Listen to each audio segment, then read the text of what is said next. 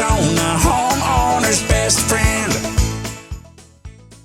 One of the really cool things that happened along the way was that you were the first test baker for Sonoran white wheat. And I was kind of involved on the periphery. Actually, let me say this a little differently. I was listening on the periphery as Sonoran white wheat in 2010, 2011 was being grown out and watching in amazement. And you were one of the lucky people to actually be able to make bread from it. Can you tell us that?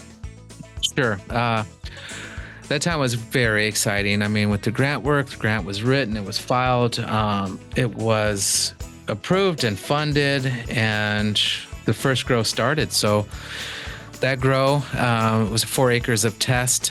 Gary Nabhan was one of the first to bring it. He's an ethnobotanist, one of the first to bring it to my garage. And he and I go way back, even to Flagstaff days when he was a professor there. But he brought the pillowcase sack of white Sonoran wheat berries to my garage. And I had this really rudimentary mill. It was a mock mill, or excuse me, it was a wonder mill, more of a hammer mill, but milled the flour, let it rest overnight. Next day I made the dough.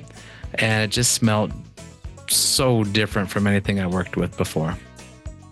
Well, and that was one of the curious things for me when we chatted yesterday. You said the aroma was strikingly different.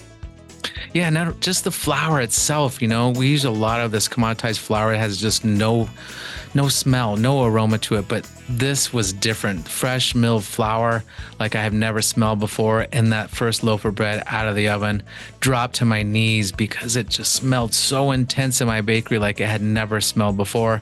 And I knew I was onto them right then. It was 10 years flashing in in front of me that things were going to be different in my community. I'd be making bread with local grains to create an opportunity for me, of course, but also for my community to just relive some of this past with the Sonoran wheat products that would be made.